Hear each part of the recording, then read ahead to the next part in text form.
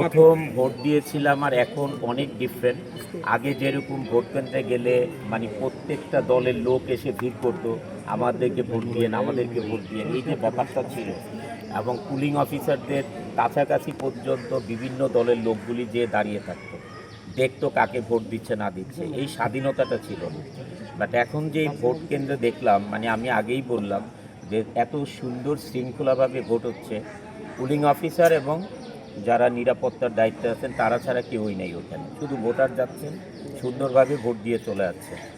এইটাতে বলবো অনেক ডিফারেন্ট এবার।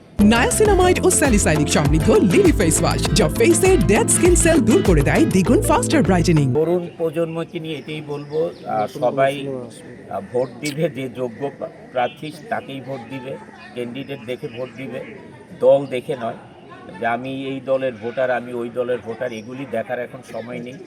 দেশ গড়ার সময়, দেশ যারা ভালো চালাতে পারবে তাদেরকে ভোট দিবে, দেশের মানুষ তাদেরকে পছন্দ করবে যারা দেশ ভালো চালাবে। দেশের বিজনেস সেক্টরকে অনেক প্রায়োরিটি দিতে হবে।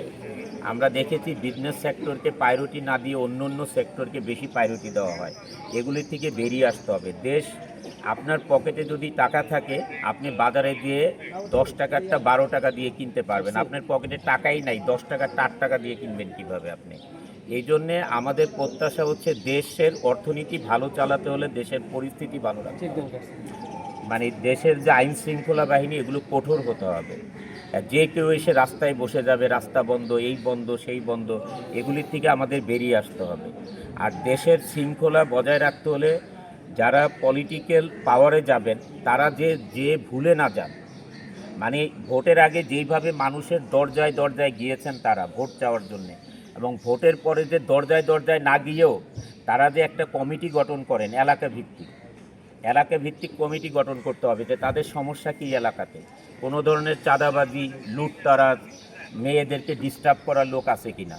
তারা ওই কমিটির থেকে এগুলো কালেক্ট করে যে নাকি যে এলাকার এমপি থাকবে তার কাছে দিবে এগুলোকে শাসন করার জন্য, তাহলে দেশের পরিস্থিতি ভালো থাকবে। আইন শৃঙ্খলা বাহিনী যারা আছে তারা অনেক সুন্দরভাবে ডিউটি করছেন, যে ভিতরে কাউকে ঢুকতে দিচ্ছেন না, শুধু ভোটার যারা তাদেরকেই ঢুকতে দিচ্ছেন। এটা অনেক প্লাস একটা পয়েন্ট সুষ্ঠু নির্বাচনের জন্য। এবং আমি যেখানে ভোট দিতে গেলাম ভিতরে দেখলাম শুধুমাত্র পুলিং অফিসার ছাড়া অন্য কেউই নেই, এটাও আরেকটা ভালো পয়েন্ট। এবং নিরাপত্তা যারা আছেন তারা শুধু, এবং পুলিং অফিসাররা আছেন, মানে কোনো দলের কোনো লোক নেই ওইখানে, এটা অনেক ভালো একটি পয়েন্ট। এইভাবে যদি সারা দেশে প্রতিটা ভোট কেন্দ্রে যদি এইভাবে ভোট হয় তাহলে মানে সুষ্ঠু নির্বাচন তো অবশ্যই মানে মাইল ফলক হয়ে থাকবে। এটা ইন্ডাস্ট্রি বললেন যে ফিল্ম ইন্ডাস্ট্রি এবং গার্মেন্টস ইন্ডাস্ট্রি, আপনারা জানেন দেশের যদি রাজনৈতিক অবস্থা ভালো থাকে তাহলে দেশে কিন্তু ইনভেস্টার আসে এবং বায়ারও আসে। আমাদের কয়েক মাস ধরে অর্ডার খুবই কম, কারণ দেশে এই যে পলিটিক্যাল যেই সিচুয়েশনটা গিয়েছে, মানে প্রতিদিনই রাস্তা বন্ধ, এইখানে আন্দোলন, ওইখানে আন্দোলন।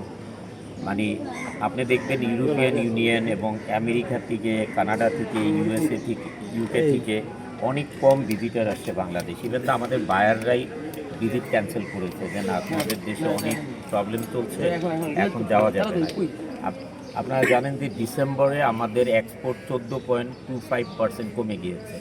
আপনারা জানুয়ারিতে দেখবেন এরকম সেম কমে গিয়েছে, ফেব্রুয়ারিতেও দেখবেন সেম একই অবস্থা। এই জন্য দেশের পলিটিক্যাল সিচুয়েশন ভালো না হলে মানে ইনভেস্টর আসবে না, ইন্ডাস্ট্রি ভালোভাবে চলবে না।